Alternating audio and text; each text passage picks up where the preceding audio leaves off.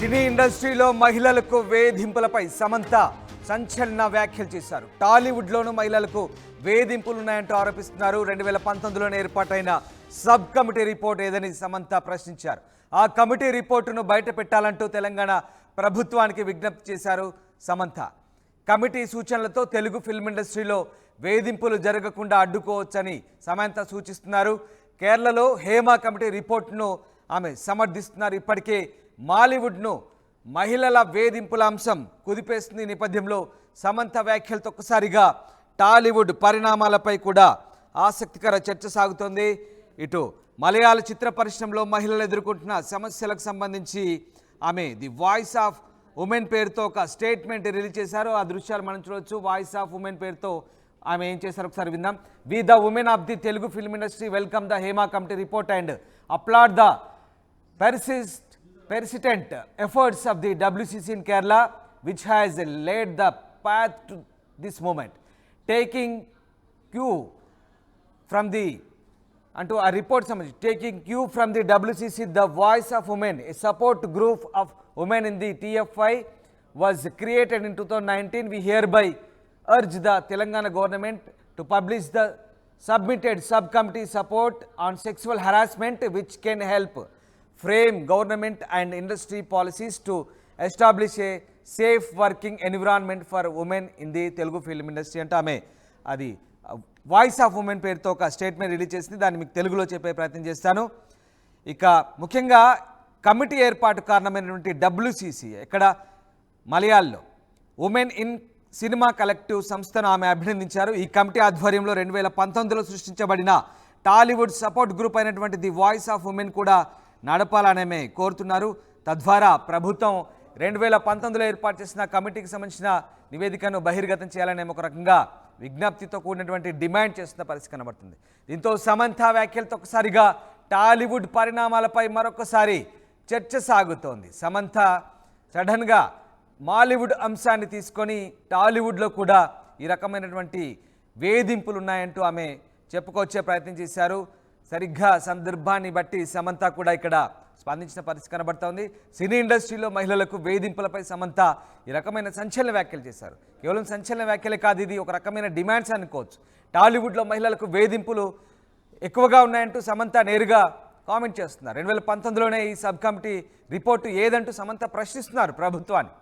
ఆ కమిటీ రిపోర్ట్ను బయట పెట్టాలంటూ కూడా ఒక రకమైన విజ్ఞప్తి లేదా డిమాండ్ ఏదైనా అనుకోవచ్చు. ఆమె కమిటీ రిపోర్ట్ను బహిర్గతం చేయాలంటూ డిమాండ్ చేస్తున్న పరిస్థితి. కమిటీ సూచనలతో తెలుగు ఫిల్మ్ ఇండస్ట్రీలో వేధింపులు జరగకుండా అడ్డుకోవచ్చు అంటూ కూడా సమంత సూచిస్తున్న పరిస్థితి. మొత్తం మీద ఒక్కసారిగా సమంత వ్యాఖ్యలతో ప్రస్తుతానికి మరొక్కసారి తెలుగు ఫిల్మ్ ఇండస్ట్రీకి సంబంధించినటువంటి అంశం వాతావరణం వేడెక్కినట్టుగా కనిపిస్తోంది.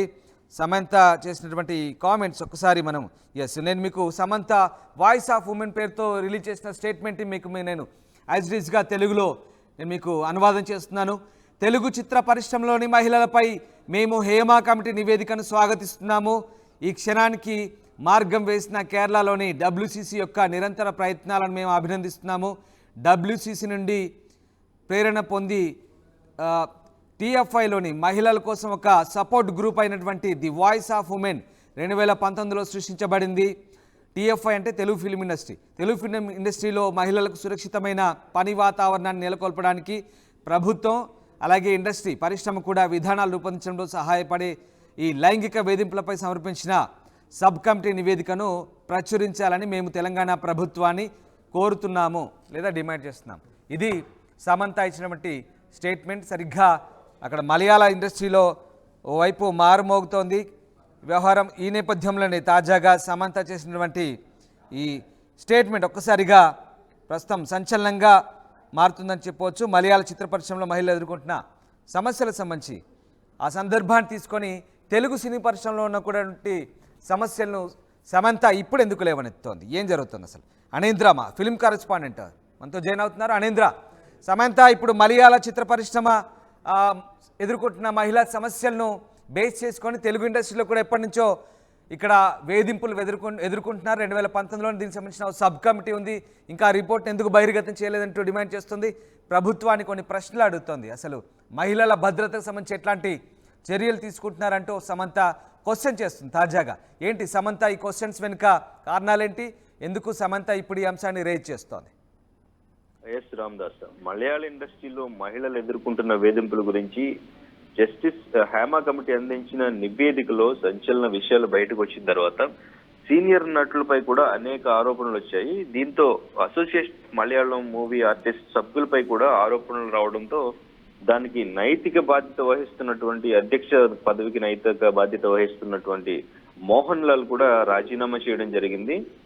ఆయనతో పాటు మరొక 17 మంది సభ్యులు కూడా రాజీనామా చేశారు.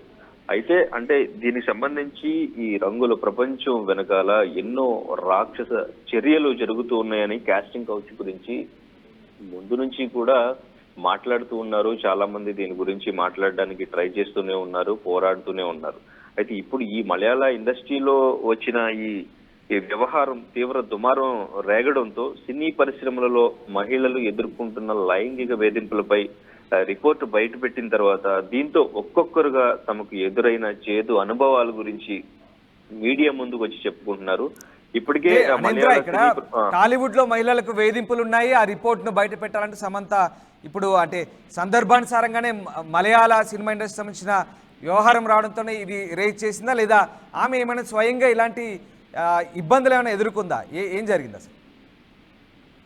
ఎస్ రామదాస్, అంటే ఇంతకు ముందు ప్రతి ఒక్కరు కూడా ఆర్టిస్టుల దగ్గర నుంచి హీరోయిన్స్ దగ్గర నుంచి అందరూ కూడా ఈ కాస్టింగ్ కౌచ్ ని ఫేస్ చేశామని మీడియా ముందు చెప్పిన వాళ్లే.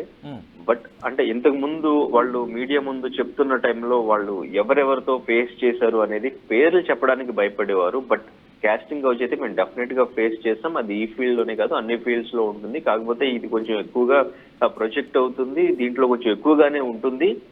డెఫినెట్ గా ఛాన్సుల కోసం అడుగుతూ ఉంటారు. సో దానికి మేము బయటకు చెప్పడానికి మళ్ళీ మా ఫ్యూచర్ ఏమవుతుంది అని భయపడుతూ ఉంటామని చెప్పేసి ఎప్పటికీ కూడా ఎప్పుడో జరిగిన ఎక్స్పీరియన్స్ గురించి మీడియా ముందు మాట్లాడాలన్నా వాళ్ళ పేరైతే డెఫినెట్ గా వాళ్ళు చెప్పరు, బట్ ఎక్స్పీరియన్స్ ఏం జరిగింది అనేది చెప్తారు.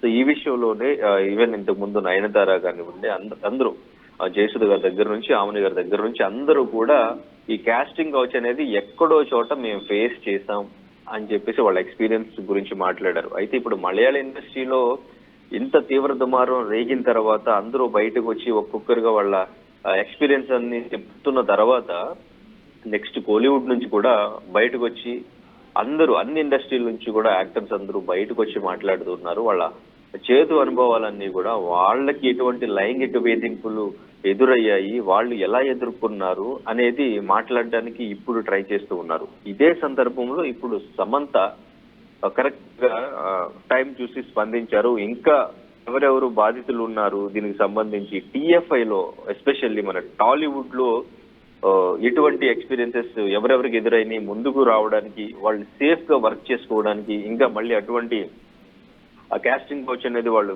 ఫేస్ చేయకుండా ప్రాపర్ గా ఉండడానికి సమంత ముందుకు వచ్చింది. ఇక్కడ ఉమెన్ ఇన్ సినిమా కలెక్టివ్ సంస్థ ఒకటి, ఇక్కడ ద ఉమెన్ వాయిస్, ఇక్కడ మన సమంత రేజ్ చేసినటువంటి ఉమెన్ వాయిస్ సంస్థ ఇప్పుడు ఆ స్టేట్మెంట్ ఇచ్చిందో అదేంటి, ఆ సంస్థ ఎవరు స్థాపించారు? ఇది WCC స్థాపించిందని చెప్తున్నారు.